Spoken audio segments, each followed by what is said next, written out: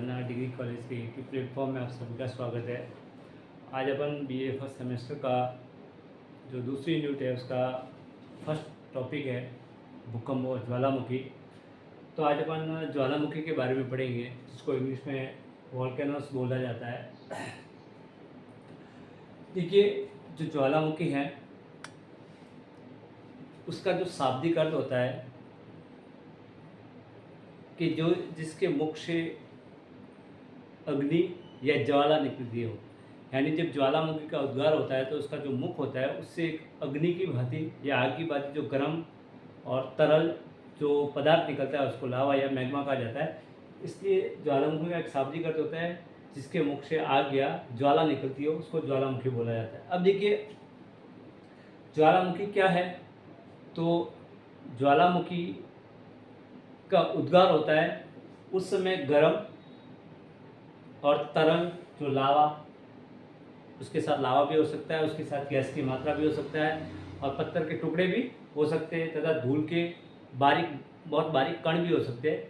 तो उसको अपन ज्वालामुखी बोलते हैं। यानी कहने का मतलब है कि जब ज्वालामुखी का उद्गार होता है तो उसके मुख से जो विभिन्न प्रकार के आकार प्रकार में चट्टान के टुकड़े निकलते हैं, गैस भी निकलती है और धूल के कण है वो भी निकलते हैं। तो उसको अपन शाब्दिक रूप से अपन बोलते हैं कि वो ज्वालामुखी है, यानी जिसके मुख होता है उसके भाग से ये सारे पदार्थ है वो बाहर निकलते हैं। अब दूसरे फेस में ये समझने कि ये तो है, इसको तो बोलते हैं अपन ज्वालामुखी, यानी जब ज्वालामुखी का उद्गार होता है तो उससे मुख से जो लावा, गैस तथा चट्टानों के टुकड़े तथा धूल आदि जो निकलते हैं वो ज्वालामुखी कहलाता है। ज्वालामुखी क्रिया है वो थोड़ी अलग है। वो क्या होती है कि ज्वालामुखी का जो उद्गार होता है तथा उससे जो निकलने वाले पदार्थों के बाहर प्रकट होने की जो प्रक्रिया होती है उसको ज्वालामुखी क्रिया कहा जाता है। यानी जो भी पदार्थ बाहर निकलता है उसके मुख से, तो उसकी जो प्रोसेस होती है, जो प्रक्रिया होती है, उसको ज्वालामुखी क्रिया कहा जाता है। यानी ज्वालामुखी अलग है और ज्वालामुखी जो क्रिया है वो अलग है। अब देखिए, ज्वालामुखी जो क्रिया है, तो जब ज्वालामुखी का उद्गार होता है तो उसके मुख से जो विभिन्न प्रकार के पदार्थों के बाहर आने की जो प्रक्रिया, ये जो प्रोसेस होती है वो ज्वालामुखी क्रिया कहलाती है। इस क्रिया होती है, इस क्रिया के मुख्य रूप से दो रूप होते हैं। यानी ज्वालामुखी की जो क्रिया होती है, इस क्रिया के दो रूप है वो माने जाते हैं। यानी एक तो वो क्रिया होती है जब ज्वालामुखी का उद्गार होता है तो पृथ्वी उसके धरातल के आंतरिक भाग में होती है, और दूसरी वो प्रक्रिया है जब ज्वालामुखी का उद्गार होती है तो वो धरातल के ऊपरी भाग में होती है। वो प्रक्रिया ज्वालामुखी के उद्गार के समय धरातल के अंदर वाले भाग में होती है, तो उसको अपन बोला जाता है आभ्यंतरिक क्रिया। यानी ज्वालामुखी क्रिया का वो भाग जो धरातल के अंदर होता है उसको ज्वालामुखी क्रिया के अंतर्गत आभ्यंतरिक क्रिया का रूप है वो माना जाएगा। यानी दो रूप है। तो जो पहली जो क्रिया होती है ज्वालामुखी की, तो उसको बोलते हैं आभ्यंतरिक क्रिया। यानी ये जो क्रिया होती है वो धरातल के अंदर घटित होती है।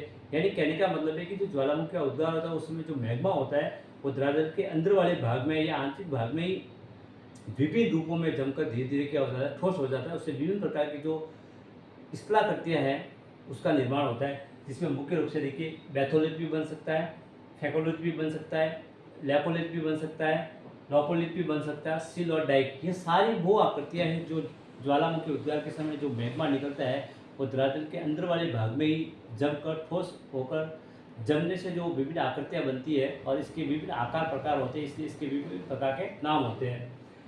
अब दूसरी जो क्रिया होती है जो धरातल के ऊपरी भाग में घटित होती है, इसीलिए इसको बोलते हैं अपन बाह्य क्रिया बोलते हैं। यानी धरातल के ऊपरी भाग में होती है, इसलिए इसका नाम क्या पड़ गया, बाह्य क्रिया। अब इसमें देखिए अलग अलग रूप आते हैं। जो पहला आता है वो उसको बोलते हैं अपन ज्वालामुखी। तो ज्वालामुखी क्रिया है वो ज्वालामुखी से अलग है। यानी ज्वालामुखी है वो ज्वालामुखी क्रिया का एक रूप मानी जाती है। यानी जैसे अपन इस बात दोनों की बात करोगे कि आखिर में ये ज्वालामुखी क्या है और ज्वालामुखी क्रिया क्या है, तो ये ज्वालामुखी है वो ज्वालामुखी क्रिया का ही एक रूप है वो माना जाता है। तो ये ज्वालामुखी है वो ज्वालामुखी क्रिया का एक रूप माना जाएगा। दूसरा जो बाह्य क्रिया के अंतर्गत मुख्य रूप से प्रक्रिया आती है वो है धरातलीय प्रवाह, जिसको फिशर फ्लो बोला जाता है। यानी धरातलीय भाग के अंदर जो मैग्मा जो ज्वालामुखी का उद्गार उस समय जो बाहर आ जाता है तो उसका वो विभिन्न जो उसका जो फ्लो होता है, जो प्रवाह होता है, उसको धरातलीय प्रवाह के रूप में जानते हैं। उसके बाद जो ज्वालामुखी का जो उद्गार होता है उस समय गर्म जल के जो स्रोत होते हैं जिसको हॉट स्प्रिंग कहते हैं इंग्लिश के अंदर, यानी जब वो पानी होता है वो धरातल के आंतरिक भाग से गर्म रूप में बाहर की ओर निकलता है, तो वो जो गर्म जल की जो स्रोत होते हैं उसको हॉट स्प्रिंग है वो बोला जाता है। तो ये भी बाह्य क्रिया का एक रूप है वो माना जाता है। इसी तरह से गीजर होता है वो भी बाह्य क्रिया के अंतर्गत शामिल होता है। उसी तरह से द्वारा या फॉर्मल्स जिसको बोला जाता है, ये भी वो क्रिया है ज्वालामुखी उद्गार की जो बाह्य रूप में घटित हो, यानी बाहरी भाग के अंदर धरातल के आंतरिक भाग में नहीं होकर धरातल के ऊपरी भाग के अंदर होती है। तो ये तो धरातल की ज्वालामुखी क्रिया है वो धरातल के अंदर वाले भाग में बनने वाले रूप है, और ये जो बाह्य क्रिया है यानी धरातल के ऊपरी भाग के और बनने वाले रूप होते हैं।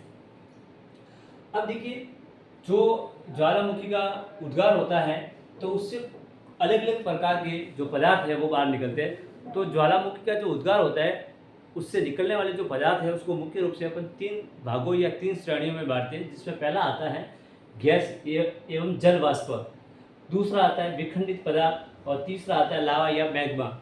अब देखिए, जब ज्वालामुखी का उद्गार होता है उसमें मुख्य रूप से जो पदार्थ बाहर निकलता है वो होता है वाष्प, जिसको बोलते हैं जल वाष्प। तो ज्वालामुखी से निकलने वाले पदार्थों में सबसे महत्वपूर्ण अगर गैसों के अंदर होती है तो वो होती है वाष्प, यानी वाष्प की मात्रा होती है वो सब सर्वाधिक होती है। यानी ज्वालामुखी उद्गार के समय गैसों के अंदर की बात करें तो सर्वाधिक जो होती है वो वाष्प की मात्रा होती है। और इसके अलावा जो CO2 है, कार्बन डाइऑक्साइड भी इससे निकलती है, इसके अलावा नाइट्रोजन गैस है वो भी निकलती है, और सल्फर डाइऑक्साइड है। ये सारी जो गैसें होती है वो ज्वालामुखी का जो उद्गार होता है उस समय बाहर निकलती है। इसीलिए इसको अपन जो ज्वालामुखी से निकलने वाले निस्तृत पदार्थ है उसके अंतर्गत पहले प्रकार के अंतर्गत शामिल करते हैं, जिसको अपन गैस एवं जल वाष्प का नाम देते हैं। दूसरा आता है विखंडित पदार्थ, यानी कुछ ऐसे खंडित पदार्थ निकलते हैं, और वही है कि जब वो ज्वालामुखी का उद्गार होता है बहुत तीव्र गति से, तो जो चट्टानें होते हैं उसके अलग अलग आकार और प्रकार बनते हैं, इसलिए उसके अलग अलग रूप है वो देखने को मिलते हैं।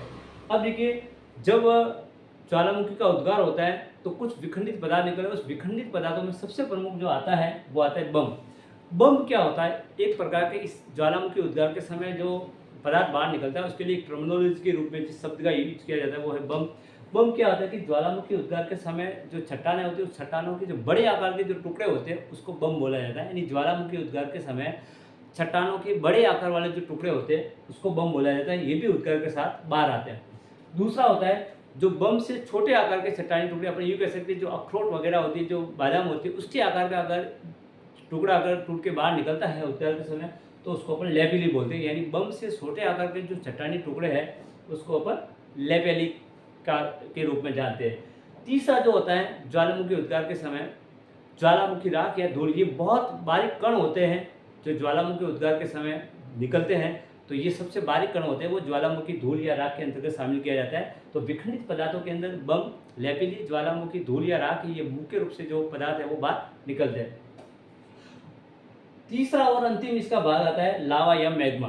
यानी जब ज्वालामुखी का उद्गार होता है तो उसमें जो लावा और मैग्मा में एक चीज़ का फर्क है कि जो गर्म और तरल पदार्थ धरातल के आंतरिक भाग में ही जमकर ठोस हो जाता है उसको तो बोलते हैं मैग्मा, और जो धरातल के ऊपर आता है उसको अपन क्या बोलते हैं? लावा। यानी तरल व गर्म पदार्थ जब धरातल के ऊपरी भाग में आता है तो वो लावा कहलाता है, और जब वो आंतरिक भाग में ही रहता है तो उसको अपन क्या बोलते हैं? मैग्मा। तो देखिए, तीसरा जो पदार्थ निकलता है लावा या मैग्मा के रूप में, तो उद्गार के समय जो द्रव रूप से निकला गर्म पदार्थ होता है वो लावा कहलाता है। यानी ज्वालामुखी उद्गार के समय जो तरल तथा गर्म जो पदार्थ बाहर निकलता है उसको अपन क्या बोलते हैं? लावा। अगर वो अंदर रहता है तो वो क्या कहलाएगा? मैग्मा। अब देखिए, ये जो लावा या होता है उसमें सिलिका की मात्रा के आधार पर इसके 2 रूप होते हैं। यानी जो लावा होता है उसमें सिलिका की जो मात्रा है वो अलग अलग होती है, इसके लिए 2 रूप माने जाते हैं। पहला जो होता है उसको अम्लीय या अपन एसिड लावा बोलते हैं, दूसरा जो होता है उसको अपन पैटिक लावा या बेसिक लावा बोलते हैं।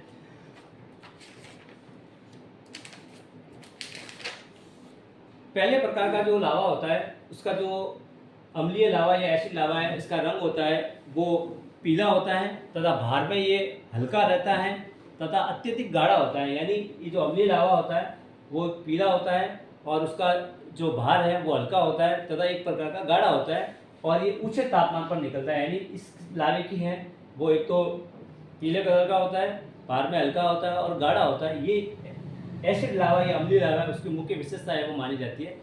और पैटिक या जो बेसिक लावा होता है वो रंग में काला रहता है, भार अधिक होता है और पतला होता है। इसके विपरीत, यानी इसकी क्या विशेषता है? ये पीला होता है, ये काला होता है, ये भार में हल्का होता है, ये भारी होता है, और ये गाढ़ा होता है और ये पतला होता है। ये कम तापमान पे भी निकल जाता है। तो ये जो एसिड के सिलिका है, उस सिलिका के आधार पर लावा के 2 प्रकार माने जाते हैं, अम्लीय लावा और पैटिक या बेसिक लावा माना जाता है।